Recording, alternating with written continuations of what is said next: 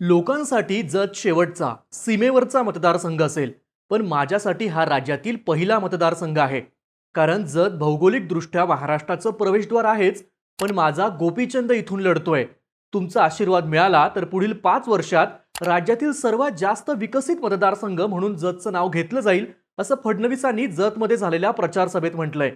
आपल्या प्रचाराची सुरुवात जतमधून करत फडणवीसांनी हा मतदारसंघ भाजपसाठी महत्त्वाचा असल्याचं अधोरेखित करण्याचा प्रयत्न केला आहे. दरम्यान पडळकरांचं नाव जाहीर झाल्यापासूनच जतमध्ये भाजप अंतर्गत वाद उफाळून आलाय. भूमिपुत्र विरुद्ध उपरा असा प्रचार इथून विरोधकांसह भाजपकडूनही करण्यात येतोय. पण स्वतः फडणवीसच आता पडळकरांसाठी मैदानात उतरल्यानं जतकडे राज्याचं लक्ष लागलंय. काँग्रेसकडून आमदार विक्रमसिंह सावंत यांना पुन्हा तिकीट देण्यात आलंय, तर भाजपमधून बंडखोरी केलेले तमनगौडा रवी पाटील यांनी अपक्ष अर्ज कायम ठेवला आहे. त्यामुळे जतच्या तिरंगी लढतीत कोण बाजी मारणार, जतची राजकीय समीकरणं नेमकी काय आहेत तेच जाणून घेऊयात. नमस्कार, मी सुमित आणि तुम्ही पाहताय बोलबिडूची स्पेशल सिरीज मतदारसंघाचं राजकारण. जत हा सांगली जिल्ह्यातला शेवटचा आणि विस्ताराने मोठा असलेला मतदारसंघ. इथं लिंगायत समाजाची लोकसंख्या जास्त आहे. त्यानंतर धनगर, मराठा आणि इतर मागासवर्गीय असा क्रम लागतो. मात्र दलित, मुस्लिम आणि इतर समाजाची गोळाबेरीज करणारा उमेदवार जिंकण्याच्या रेसमध्ये राहतो असं इथलं चित्र आहे. कायम दुष्काळी अशी असलेली मतदारसंघाची ओळख अलीकडे पुसली जात असल्याचं बोललं जात आहे. आमदार सावंतांनी आपल्या कार्यकाळात काही विकास कामं केली आहेत. कोरोना काळात त्यांच्या पुढाकारानं मतदारसंघात पाणी आलं होतं. तुपची योजनेतून मतदारसंघात पाणी मिळवून देण्याचाही त्यांनी प्रयत्न केलाय. मात्र आमदार म्हणून त्यांना अनेक कामं करता आली असती, मात्र सावंतांनी त्याकडे दुर्लक्ष केल्याचं बोललं जात आहे. तर आधी कोरोना आणि नंतर सत्तांतरामुळे सावंतांना निधी मिळण्यात अडचणी आल्याचं काँग्रेसकडून सांगण्यात येत आहे. त्यांनी मंजूर केलेली अनेक कामं महायुती सरकारनं रद्द केल्याचीही चर्चा आहे. आता मतदारसंघात विक्रमसिंह सावंतांची काँग्रेसची फळी सक्रिय नसल्याचं सांगण्यात येत आहे. सावंत काँग्रेसच्या कार्यकर्त्यांना बळ देत नसल्याचा आरोपही होतोय. त्यामुळे त्यांना अनेक जवळचे कार्यकर्ते सोडून गेलेत. यात सरदार पाटील, विक्रम फाउंडेशनचे अध्यक्ष युवराज निकम यांनी सावंतांची साथ सोडून गोपीचंद पडळकरांच्या बाजूने राहण्याचा निर्णय घेतलाय. खंदे समर्थक सोडून गेल्यानं सावंतांच्या अडचणी वाढल्याचं बोललं जात आहे. एकूणच लोकांमध्ये आमदारांबाबत मतदारसंघात नाराजीचं वातावरण असल्याचं सांगण्यात येत आहे.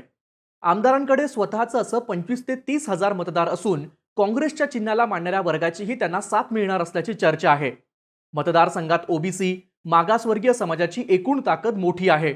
यातील मुस्लिम आणि मागासवर्गीय मतदार काँग्रेसच्या मागे असून सावंतांना मराठा मतांचाही फायदा होण्याची शक्यता वर्तवली जाते.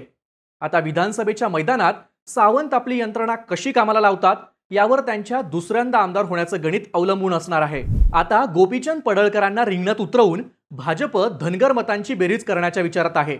लोकसभेनंतर पडळकरांनी जत मतदारसंघावर विधानसभेच्या हेतूनं लक्ष घालायला सुरुवात केली.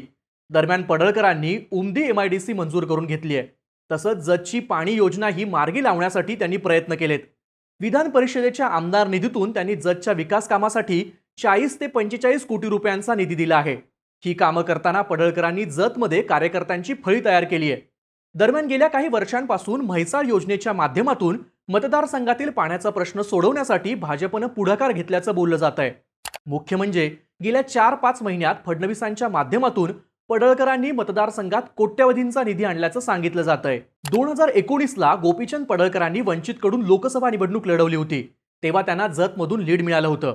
त्याचवेळी पडळकरांना जतमधून आमदारकीची संधी दिल्याचं बोललं जात आहे. इथं धनगर समाज मोठ्या प्रमाणावर असल्यानं धनगर समाजाचे नेते म्हणून पुढे आलेले पडळकर यंदा जतमध्ये आपली जादू दाखवणार का हे पाहणं महत्त्वाचं ठरणार आहे.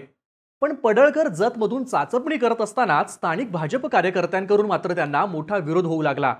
त्यात तमनगौडा रवी पाटील आघाडीवर होते. पडळकर हे आटपाडी तालुक्यातले आहेत, त्यामुळे त्यांनी खानापूरमधून निवडणूक लढवावी. त्यांचं जतमध्ये काय काम अशी भूमिका रवी पाटील आणि इतर नेत्यांनी घेतली होती. लिंगायत समाजातून येणाऱ्या तमनगौडा यांना राजकीय पार्श्वभूमी आहे. माजी आमदार विलासराव जगतापांच्या नेतृत्वात तमनगौडा रवी पाटील यांनी जिल्हा परिषदेवर सभापती म्हणून काम केलंय. स्थानिक स्वराज्य संस्थांवर त्यांची चांगली ताकद होती. तसंच राष्ट्रीय रस्ते विकास महामंडळाचे संचालक म्हणून रवी पाटील यांनी मतदारसंघात आपला चांगला होल्ड निर्माण केल्याचं सांगितलं जातं. तरुण तडफदार असलेल्या रवी पाटलांचा मतदारसंघात मोठा जनसंपर्क आहे. ग्रामीण भागात त्यांनी केलेल्या कामांचा प्रभाव असल्याचंही सांगितलं जातं. त्यांना माजी आमदार विलासराव जगताप यांचा पाठिंबा आहे. पडळकरांना उपरा म्हणत रवी पाटील यांनी जतमध्ये स्थानिकास उमेदवारी मिळावी अशी मागणी भाजपकडे केली होती. पण तरीही पडळकरांनाच उमेदवारी मिळाल्यानं त्यांनी बंडखोरी करत अपक्ष अर्ज भरला. तर शंकर भगरे आणि राम कोळेकर धनगर समाजाचे नेते रवी पाटील यांच्या बाजूने असल्याचं बोललं जात आहे. आता जतमधल्या जातीय समीकरणांचा विचार करायचा झाला तर इतर 90,000च्या आसपास लिंगायत समाज, 70 ते 75,000च्या आसपास धनगर, तर 45,000च्या आसपास मराठा समाज आहे. आता तमनगौडा रवी पाटील हे लिंगायत, गोपीचंद पडळकर धनगर, तर काँग्रेसचे विक्रमसिंह सावंत हे मराठा समाजातून येतात. त्यामुळे तिन्ही जात समूहांचे 3 उमेदवार सध्या मैदानात आहेत. रवी पाटील यांना सर्वाधिक असलेल्या लिंगायत समाजाकडून मतदान होण्याची अपेक्षा आहे. तर 2019च्या लोकसभेला मिळालेलं लीड आणि धनगर समाजावर पडळकरांची भिस्त असणार आहे.